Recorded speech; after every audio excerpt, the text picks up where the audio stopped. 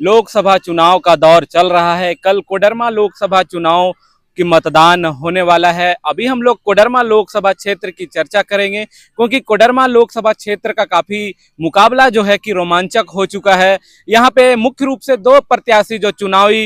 चुनाव लड़ रहे हैं, खासकर दोनों के ही बीच कड़ा मुकाबला देखा जाएगा। एक तरफ से एनडीए प्रत्याशी यानी बीजेपी जो वर्तमान की सांसद और केंद्रीय शिक्षा राज्य मंत्री अन्नपूर्णा देवी हैं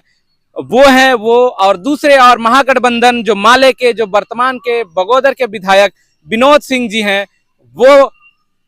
इंडिया गठबंधन की ओर से चुनावी मैदान में हैं। आज हम लोग चर्चा करेंगे कि कोडरमा का विश्लेषण करेंगे, कोडरमा लोकसभा क्षेत्र की जनता क्या सोच रही थी, हम लोगों ने इतना दिन ग्राउंड रिपोर्टिंग किया है उसका आकलन करेंगे, और क्या राजनीतिक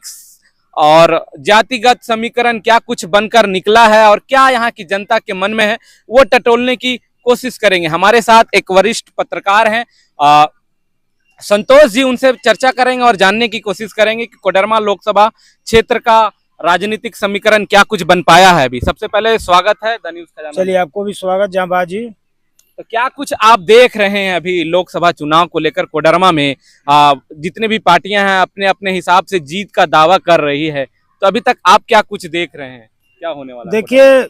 कोडरमा संसदीय सीट का जो चुनाव कल सोमवार को होने जा रहा है, वैसे आपको बता दें कि ये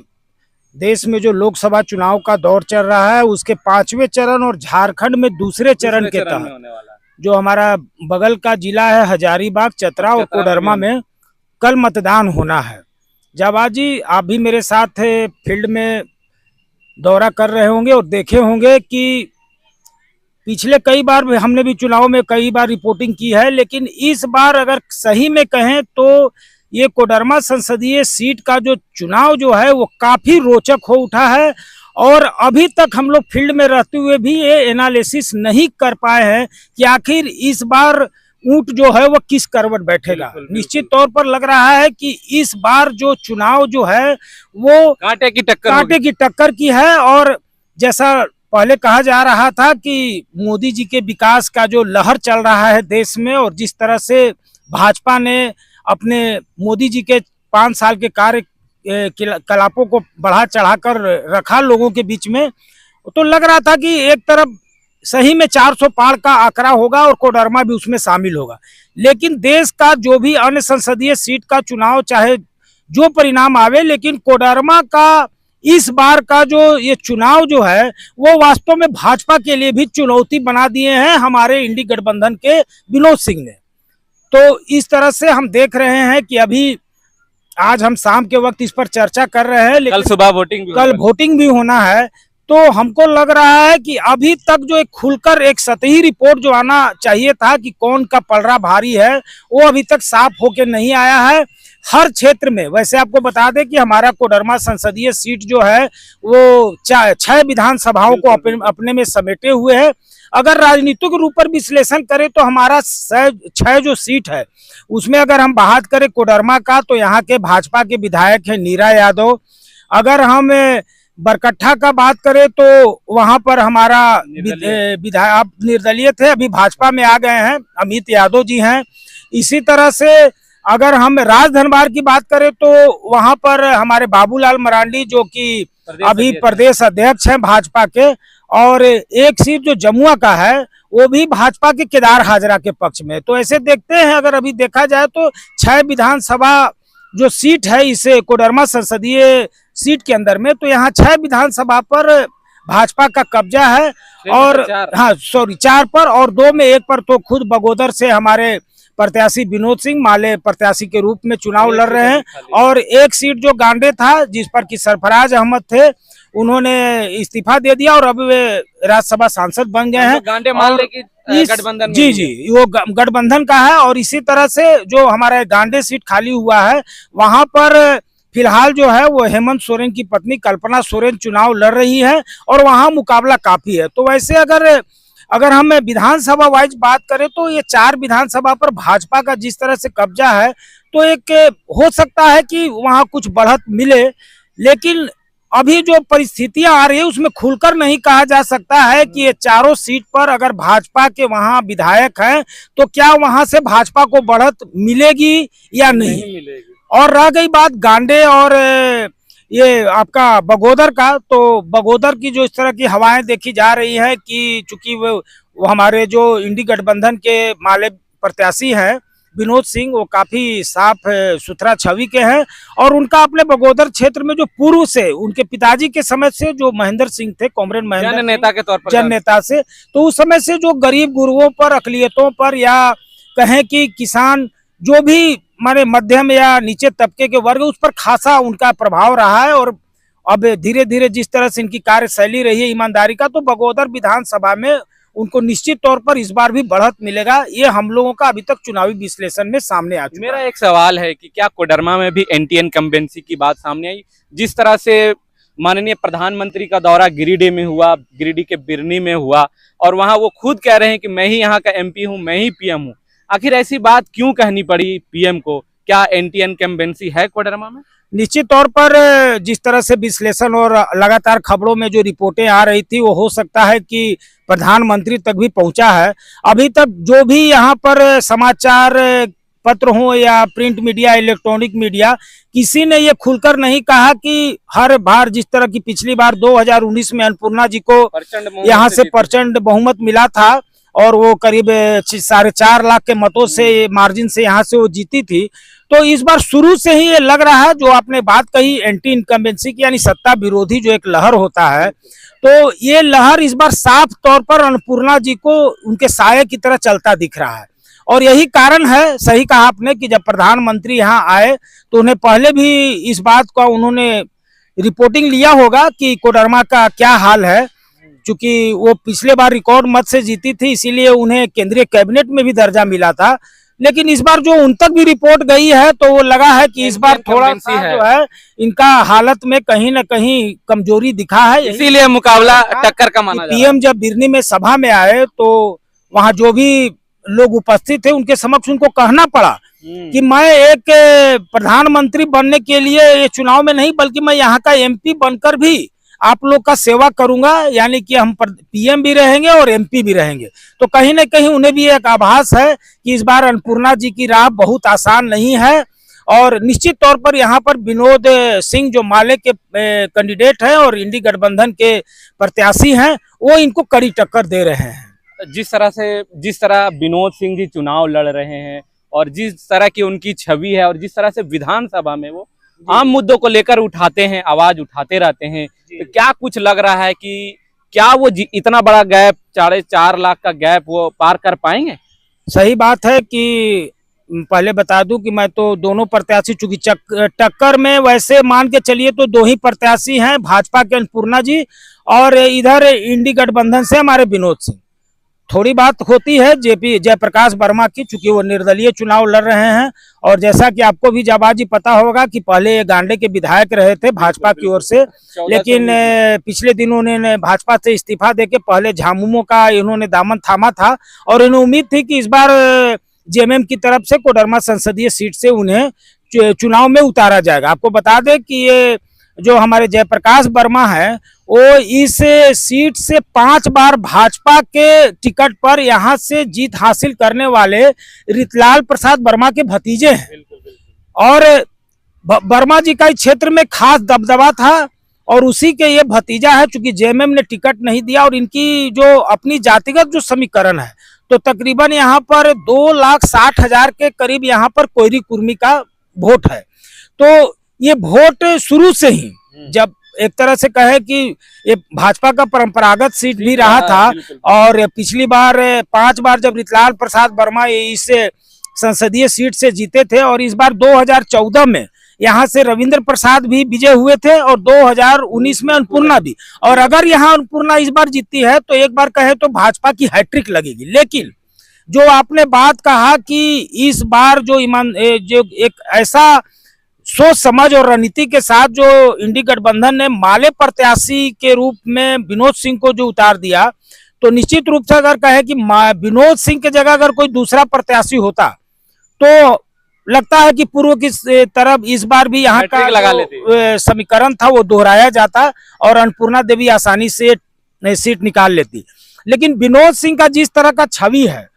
और जिस तरह वो मतदाताओं के बीच में या कहें कि एक जनप्रतिनिधि के रूप में जो उनकी सड़कों से लेकर विधानसभा तक जो उनकी कार्यशैली रही है, जिस तरह वो आम स्वभाव के ही लिए उनका जो है आवाज उठाते रहे हैं, तो इस बार विनोद सिंह को उतार कर कहें तो एक बड़ा ही मोहरा फेंक दिया है इंडी गठबंधन ने। और ये जाल में जो है ना कहीं अभी तक अगर कहे तो अन्नपूर्णा देवी हमें लगता है कि फंसती दिख रही है। फंसती दिख रही। अच्छा, चुनाव जीतने के लिए अंक गणित जी, का जरूरत पड़ता बहुत है, जरूरत होता है। राजनीतिक समीकरण, जी। सामाजिक समीकरण, जातिगत समीकरण, क्या है कोडरमा का समीकरण? देखिए, जातिगत समीकरण की अगर बात करें जाबाज जी, तो आपको बता दें कि हमारा जो ये कोडरमा संसदीय सीट है, यहाँ तकरीबन 21,84,000 वोटर हैं। टोटल संसदीय सीट की बात करें, जिसमें करीब 10,30,000 11,30,000 के करीब पुरुष मतदाता हैं और यहाँ पर महिलाओं की मतदाताओं की संख्या 10,84,000 के या 10,50,000 के लगभग में है। अब आइए जातीयगत समीकरण, चूंकि आप जानते हैं कि अगर झारखंड और बिहार में अगर चुनाव की बात करें और उसमें जातीय समीकरण पर चर्चा ना हो तो हमको लगता है कि ये चर्चा ही अधूरा है। और आप भी देखते होंगे कि जब भी झारखंड और बिहार में जब प्रत्याशी उतारने की बात होती है, चाहे वो राष्ट्रीय पार्टी हो या क्षेत्रीय पार्टी, उस क्षेत्र में तवज्जो उसी उम्मीदवार को दिया जाता है जिसका उस क्षेत्र में जातिगत रूप में बहुलता रही हो।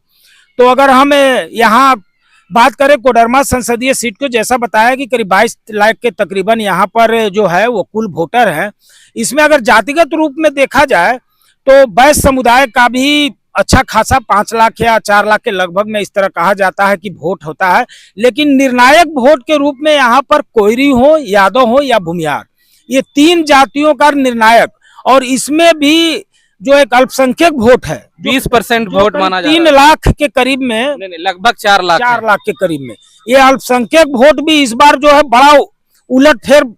करने के मूड में दिख रहे हैं। और अभी तक जो इनकी रुझाने रही हैं वो लगता है कि माले के पक्ष में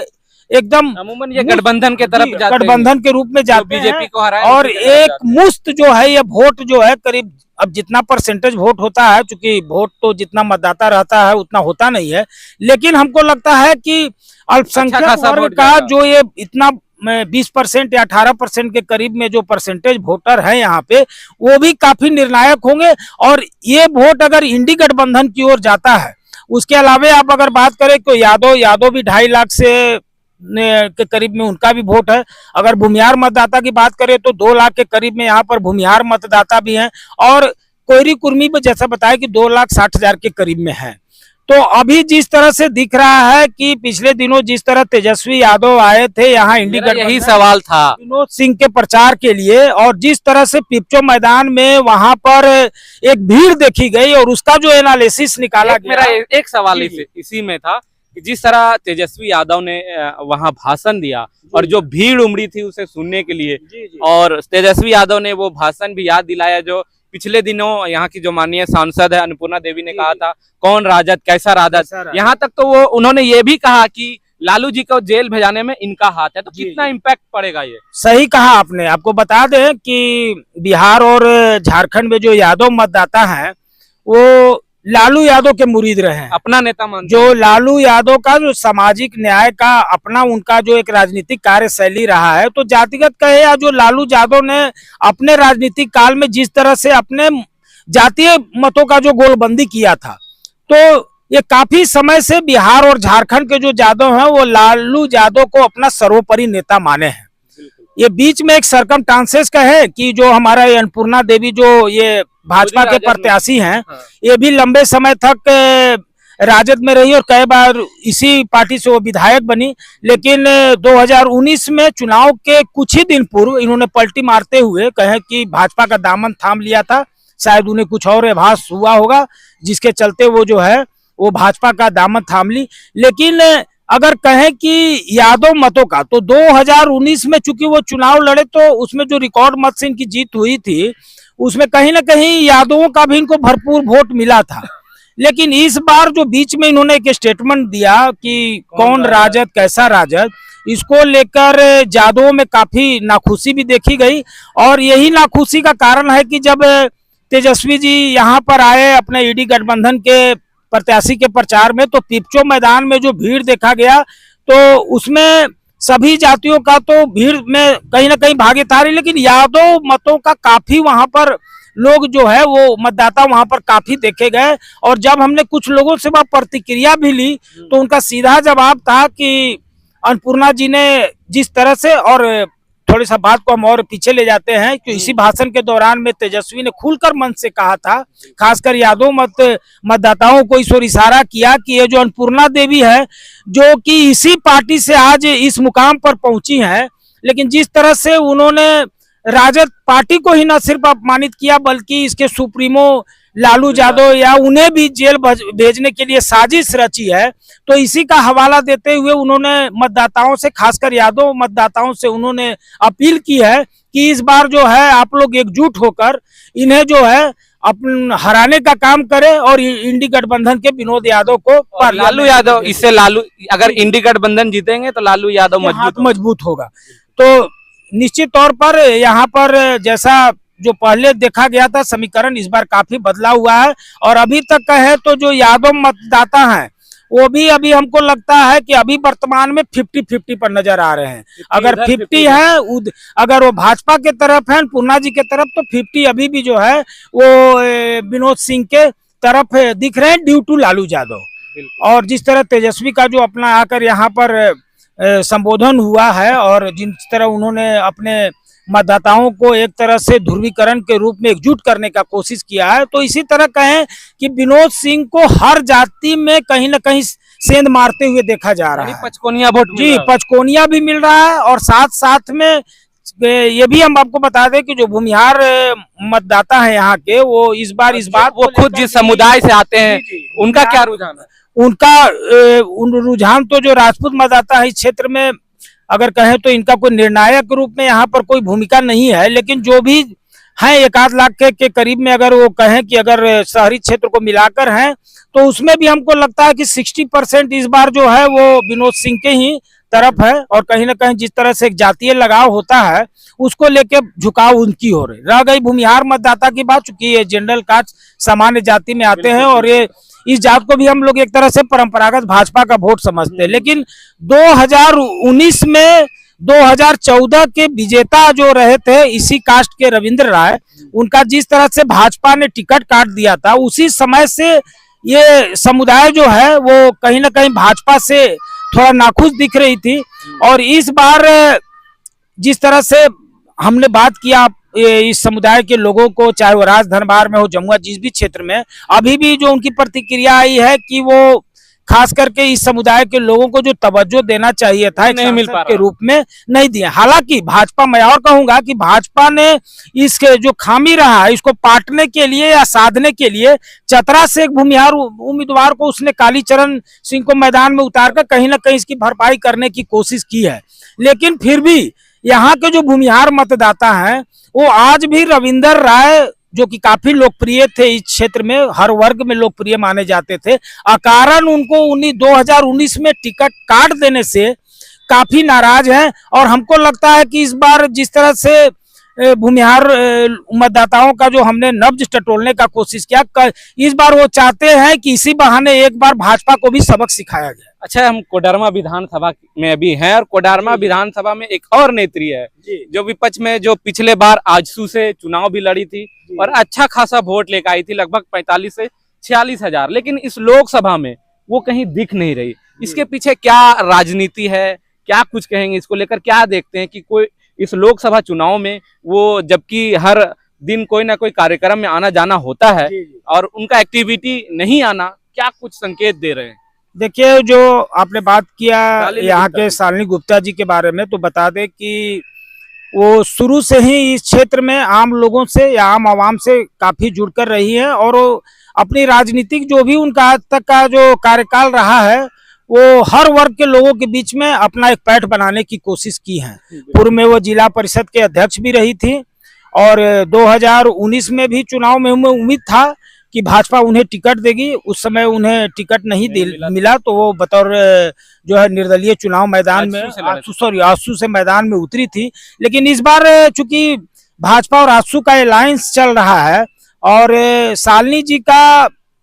भाजपा के उम्मीदवार के पक्ष में मैदान में न उतरना, ये या ये तो क्या राजनीति, लेकिन हमें या जो बातें गठबंधन एनडीए गठबंधन में आजसू भी भाजपा की ओर से आजसू को लेकर चुनाव लड़ने की बात कही, और सभी जगहों पर आप देखेंगे जवाब जी, तो हर जगह पर कहीं भी जो भी कार्यक्रम होता है तो ये दोनों दल आपस में समन्वय, लेकिन कोडरमा में वैसा कुछ दिखा नहीं। कोडरमा इसमें ये बात लगता है कि जो शुरू से यहाँ शालिनी गुप्ता के साथ भाजपा के जो यहाँ के वरीय नेता हैं, सांसद हो या और भी जो लोग हैं, इनका जो एक कॉम्बिनेशन या सामंजस्य वो नहीं है। हमें जहां तक मालूम चला है कि इन्हें कोई बड़े कार्यक्रम में भाजपा की ओर से न्योता भी नहीं दिया जा रहा है। अब क्या बात है उसके बारे में तो नहीं, लेकिन जो हमारे तक बातें पहुंची है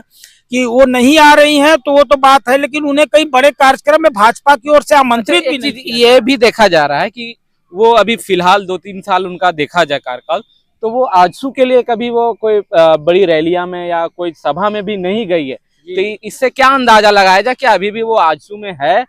या आजसू छोड़ चुकी है? देखिए अभी तो कोई रेजिग्नेशन लेटर भी नहीं आया। देखिए, मैं शालिनी गुप्ता जी लगातार इस क्षेत्र में एक जनप्रतिनिधि बनने के लिए प्रयासरत रहे हैं, चुनाव भी लड़ रहे हैं, और इस बार भी 2019 में विधानसभा का चुनाव होगा तो निश्चित तौर पर वो किसी न किसी पार्टी से उम्मीदवार बनकर उतरेंगे ही। क्योंकि अभी वो आजसू में है, ये बात आप मान रहे हैं कि आजसू में है, लेकिन जिस तरह से भाजपा और आजसू में गठबंधन हुआ है और लोकसभा में जिस तरह से सीटों का बंटवारा हुआ दोनों दलों के बीच में, जिसमें गिरिडीह संसदीय सीट जो है आजसू से चंद्रप्रकाश चौधरी को दिया गया, अगर इसी तरह का ये अलायंस रहता है तो विधानसभा चुनाव में भी अगर ये दोनों का अलायंस रहेगा तो निश्चित तौर पर ये, चूंकि 2 बार के यहाँ पर विधायक रही है भाजपा की नीरा जी, तो इसके तहत शालिनी जी को यहाँ से आजसू मैदान में नहीं उतार सकती है, तो वो अभी भी विकल्प के तलाश में है। और इसलिए सामने नजर नहीं आ रहा। इसीलिए सही कहा आपने कि चूंकि अब इनके साथ है कि अगर जेएमएम और राजद और कांग्रेस भी एक साथ चुनाव लड़ेगा, तो इस पूर्व में ये तय था कि यहाँ से सुभाष यादव वगैरह भी चुनाव लड़ेंगे, तो अभी वो ईडी की रडार में है कार्रवाई जी, कि अभी असमंजस में है कि आगे का उनका राजनीतिक जो सोच होगा कि वो किस ओर जाए और कहां से जो है एक दमदार प्रत्याशी के रूप में चुनाव में मैदान में उतरे, इसीलिए वो थोड़ा अभी आजसू में उतनी सक्रिय नहीं दिख रही है। अच्छा, एक सवाल मेरा है कि जिस तरह का मोदी जी का मैजिक 2014 में चला, 2019 में लहर चला, क्या 2024 में वो लहर या मोदी मैजिक है? देखिए, मोदी मैजिक हमें आपको तो जो मैदान में नजर आ रहा है, लेकिन भाजपा को ये लग रहा है कि जिस तरह से जो पिछले 10 सालों का कार्यकाल रहा है प्रधानमंत्री जी का, इसमें वो सबसे बड़ा क्रेडिट अपने आप को जो राम मंदिर का जो 500 सालों का हवाला दिया जाता है कि भगवान टेंट में थे उनको वो और इसके अलावा वो 370 धारा को लेकर हो या इस तरह के जो गरीबों के लिए जो कल्याणकारी योजनाएं संचालित करने की बात हो या वैश्विक पटल की बात हो, भाजपा को लगता है कि मोदी जी ने अपने जो ये 10 सालों के अंदर में जो कार्य किया है उससे भारत का न सिर्फ विश्व में अपना एक स्थान बना है, बल्कि आम लोगों के बीच में, गरीब गुरबों के बीच में भी इनकी पैठ बनी है। लेकिन अभी जो हमें क्षेत्र में देखने को मिलता है कि जिस तरह से ये हर एक बार लोग अब खुलकर कहने लगते हैं कि सिर्फ धर्म को ही आगे कर कर आप चुनाव लड़ेंगे तो ये देश के लिए एक आपसी जो एकता है, भाईचारगी है, या देश में आपस में हर वर्गों के बीच में या धर्म के बीच में, वो कहीं ना कहीं इसमें थोड़ा सा विखंडन की स्थिति लाता है और आपस में तनाव बनाता है। तो अभी भी मोदी को जी का जो कार्यकाल रहा उसमें जो विकास का जो एक हवाला दिया, इस बार भी इनका एजेंडा में यही है कि देश को 2047 तक हमें विकसित राष्ट्र बनाना है, इस दिशा में हमने बहुत काम किया है। तो भाजपा को तो ये विश्वास है, लेकिन अभी हमारा जो इस एरिया में झारखंड में अगर कहें कि यहाँ के 14 सीटों पर, तो न सिर्फ कोडरमा बल्कि यहाँ जो हम झारखंड में देखते हैं कि हाल के दिनों में जो एक केंद्रीय एजेंसी जो ईडी है उसके द्वारा जिस तरह से ये हेमंत सोरेन की पर कार्रवाई हुई, कहीं ना कहीं यहाँ के लोगों को, जो खास करके आदिवासी समुदाय के जो एक अच्छे नेता माने जाते थे हेमंत सोरेन, तो इस समुदाय में लगता है कि भाजपा के द्वारा केंद्रीय एजेंसियों का गलत दुरुपयोग किया जा रहा है। इसका उन्हें कुछ न कुछ खामियाजा जो है इस चुनाव में, लोकसभा चुनाव में असर दिखेगा जी। इसलिए यहाँ पर जो है भले देश के अन्य भागों में मोदी मैजिक के जिस रूप में चले और 400 का जो इनका नारा है वो कितना अब 400 के पार जाता है या नीचे रहता है, ये तो अभी 4 जून को ही पता चलेगा। लेकिन झारखंड में हम कहें तो जिस तरह से पिछले दिनों कार्रवाई हुई है, और हेमंत जी खास करके अभी भी आदिवासियों के एक बड़े लोकप्रिय नेता माने जाते हैं, तो उनको जेल में, हालांकि कार्रवाई करना है केंद्रीय एजेंसी के, लेकिन लोगों का कहना है कि सारी कार्रवाई जो एक तरफा हो रही है, और इस तरह की कार्रवाई जो है वो केंद्र सरकार के द्वारा ईडी के मार्फत या इनकम टैक्स से सीबीआई के माध्यम से चलाया गया है। तो इस तरह से जो कार्रवाइयां हुई है, निश्चित तौर पर थोड़ा इसका खामियाजा जो है चुनाव में इसका असर दिखेगा, एक फैक्टर बना हुआ है, और लोग जो इस तरह की कार्रवाई है उससे नाखुश भी दिख रहे हैं। अब देखना है कि आगे चलकर जो है ये नाखुशी और क्या, लेकिन अभी तक जो ये पहले चरण में जो 3 संसदीय सीट का चुनाव हुआ है उसमें भी बहुत ज्यादा बढ़त मिलने की संभावना भाजपा को नहीं दिख रही है। सभी सीटों पर कांटे की टक्कर है, कांटे की टक्कर है। और इस बार हमको लगता है कि जिस तरह से पिछले 2019 चुनाव में 14 में 12 सीटों पर भाजपा को जीत मिली थी, इस बार ये 12 सीट पर भी कड़ी टक्कर है। और हमें लगता है कि अगर सीटें तो बढ़ने का हमें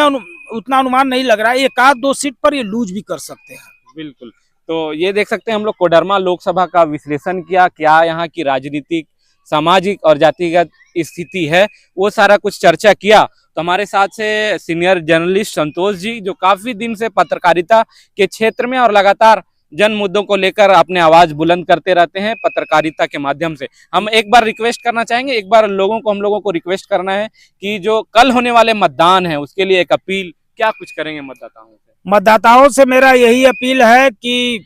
कोडरमा के जो मुद्दे हैं, एक केंद्रीय जो मुद्दे हैं, केंद्र का जो काम है, केंद्र स्तर पर सरकार है, तो चूंकि केंद्र स्तर पर सरकार बनती है, देश की मजबूती हो, हमारी लोकतांत्रिक व्यवस्था और भी मजबूत हो। लेकिन मैं कहना चाहूंगा कि चूंकि हमें आए दिन जो है अपने सांसद हो या विधायक हो, इनसे लोकल मुद्दों पर भी जो है काफी उम्मीदें रहती हैं। और आमतौर पर जिस तरह की बेरोजगारी का जो मामला है, या क्षेत्र में आए दिन और भी जिस तरह से लोगों को कल्याणकारी योजनाओं का लाभ लेने की बात होती है, तो एक इस तरह की समावेशी सरकार बने, एक ऐसे हम सांसद का चुनाव करें जो बिना भेदभाव का, किसी चाहे वो धार्मिक भेदभाव हो या जातिगत हो या सामाजिक, इससे ऊपर उठकर अपने सभी जो हम कहें 22 लाख मतदाता हैं और जितने भी हमारे कोडरमा संसदीय सीट के लोग हैं, सबों को एक समान रूप से सरकारी योजनाओं को लाभ देते हुए केंद्र में एक स्थिर सरकार में उनकी भागीदारी हो, और लोगों की जो भी सरकार से उम्मीदें होती हैं वो पूरा हो,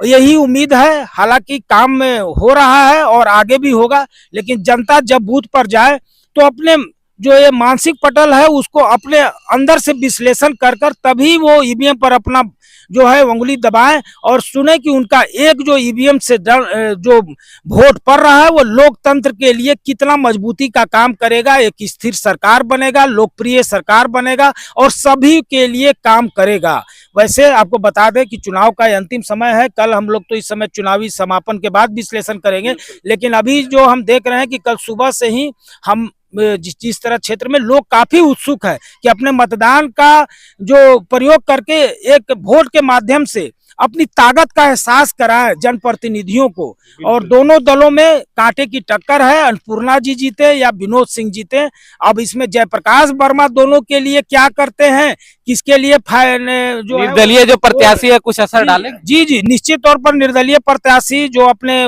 जिस तरह से उनके जो वोटर हैं अपने स्वजाति, उनका जो उनके प्रति रुझान देख रहा है, अब वही देखना है कि जो भी वोट जयप्रकाश वर्मा के खाते में जाएगा उससे किसको नुकसान होगा, किसको फायदा हो। मैं यही पूछना चाह रहा था कि जयप्रकाश वर्मा जिस समुदाय से आते हैं जी और वो कितना वोट लाएंगे और किसे मतलब चोट पहुंचाएंगे? जी यही देखिए, निश्चित तौर पर कहें कि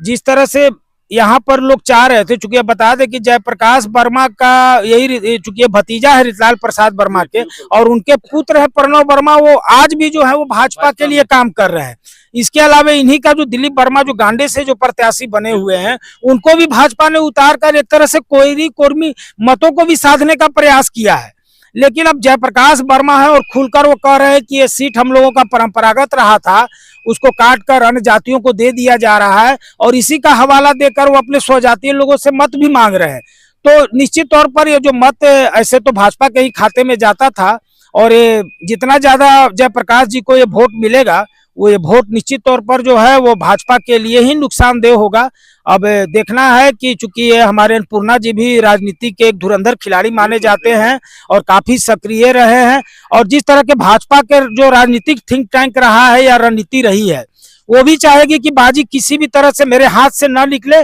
लेकिन ये कहेंगे कि हमें जिस तरह ये अंतिम घड़ी में हम बात कर रहे हैं कि हो सकता है कि कोडरमा का परिणाम इस बार अप्रत्याशित हो और इस बार अन्नपूर्णा देवी को हैट्रिक कहे, भाजपा को लगातार हैट्रिक लगाने में इस बार जो है वो मतदाता जो है वो एहसास, वोट के चोट का एहसास करा सकते हैं। बिल्कुल, तो हम लोग विश्लेषण कर रहे थे, अब विश्लेषण को यहीं खत्म करते। काफी लंबी वीडियो हो गई होगी, लेकिन आप लोग वीडियो देखें और समझें क्या परिदृश्य अभी तक उभर कर सामने आ पाया है। कल आप लोग, मैं तमाम दर्शकों से रिक्वेस्ट करूंगा कि कल सुबह उठें और जल्द से जल्द अपना मतदान का प्रयोग करें और लोकतंत्र को मजबूत करें। तब तक के लिए देखते रहिए द न्यूज़ खजाना। जोहार। जोहार जोहार।